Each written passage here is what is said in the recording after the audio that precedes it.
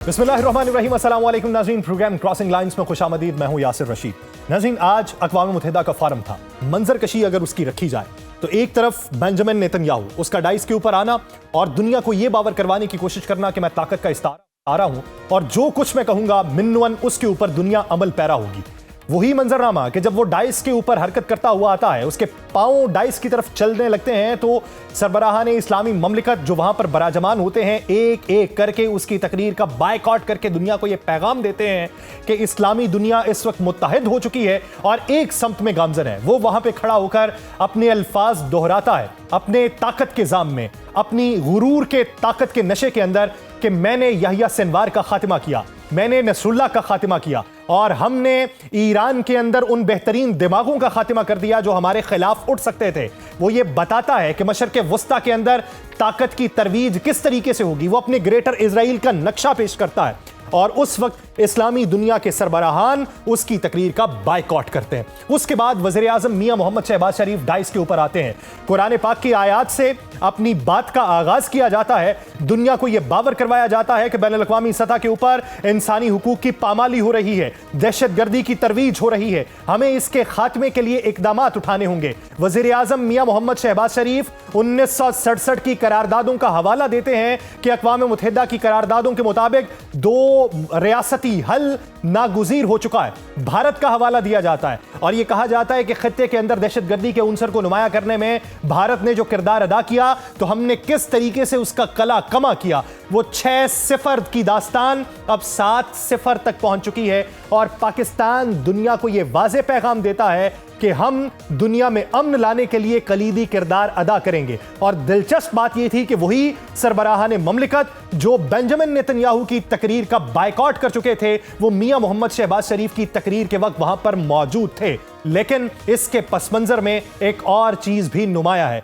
Washington की तारीख वो यादगार लम्हा जब आलमी सियासत के उफक के ऊपर एक नया बाब रकम हुआ और पाकिस्तानी वज़ीर आज़म शहबाज शरीफ और पाकिस्तानी फौज के सरबराह field marshal Asim Munir White House पहुंचे। अमरीकी एयरफोर्स के आला ऑफिसर ने एंड्रयूज एयरबेस पे पाकिस्तानी रहनुमाओं का रेड कारपेट इस्तेमाल किया। यह मंजर इस बात की अलामत था कि इस्लामाबाद और वाशिंगटन के ताल्लुकात एक नए दौर के अंदर दाखिल हो रहे हैं। ओवल ऑफिस में होने वाली गुफ्तगू में अमरीकी नायब सदर जेडी वेंस और सेक्रेटरी खारजा मार्को रूबियो भी शरीक थे। माहौल गर्मजोश और दोस्ताना रहा। ट्रंप ने आगाज ही में वज़ीर आज़म और फील्ड मार्शल को अजीम लीडर करार दिया। उन अल्फाज ने फजा को मजीद पुरएतमाद बनाया। वज़ीर आज़म ऑफिस से जारी एलामी में कहा गया कि मुलाकात खुशगवार माहौल में हुई। एलामिये के मुताबिक वज़ीर आज़म ने सदर ट्रंप को अमन का अलमबरदार करार दिया जो दुनिया भर में तनाज़ात के खात्मे के लिए मुखलिसाना कोशिशों में मसरूफ हैं।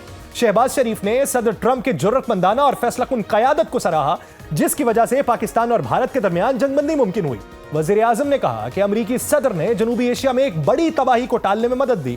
उन्होंने मुस्लिम रहनुमाओं को एतमाद में लेने पे सदर ट्रंप का शुक्रिया अदा किया। एलामिये में मजीद कहा गया कि वज़ीर आज़म ने पाकिस्तान और अमरीका के दरमियान तजारती ताल्लुकात पर इत्मीनान का इजहार किया और अमरीकी कंपनीज को IT, तवानाई और मादनियात के शोबों में सरमायाकारी की दावत दी। गुफ्तगू का अहम महवर खित्ते की सलामती था। वज़ीर आज़म ने वाज़ेह किया कि पाकिस्तान ने हमेशा अमन के लिए कुर्बानियां दी हैं और अब भी हर मुमकिन ताउन को तैयार है। उन्होंने भारत के साथ हालिया कशीदगी के खात्मे में सदर ट्रंप के किरदार को नोबेल अमन इनाम का हकदार करार दिया। अमरीकी सदर ने इस मौके पर कहा कि क़याम अमन अब ज्यादा दूर नहीं है। उनके मुताबिक इजराइल को मगरबी किनारे पर इंजमाम की इजाजत नहीं दी जाएगी जबकि गजा में कैदियों की रिहाई और जंगबंदी का मुआहिदा जल्द मुमकिन है। इंसदाद दहशतगर्दी पर तफसील से बातचीत हुई। सदर ट्रंप ने दहशतगर्दी के खिलाफ जंग में पाकिस्तान की कुर्बानियों का एतराफ किया और कहा कि वाशिंगटन इस्लामाबाद के किरदार को सराहता है। दोनों जानिब से इंटेलिजेंस शेयरिंग को वसअत देने पर इत्तफाक हुआ ताकि नए चैलेंजेस से निपटा जा सके। यह वो बुनियाद थी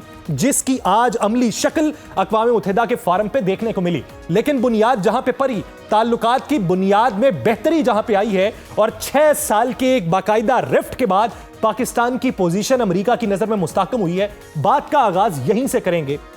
ये होना क्यों था, इसकी बुनियादी वजूहात क्या थी, बॉडी लैंग्वेज क्या थी, आने वाले दिनों में इसका इंपैक्ट क्या पड़ेगा और फिर बतदरीज मुख्तलिफ मरहलों में प्रोग्राम पे आने वाले दिनों के मंजरनामे पे और अक़वाम मुत्तहिदा के फारम पे की गई शहबाज शरीफ की गुफ्तगू का भी तज़किरा किया जाएगा।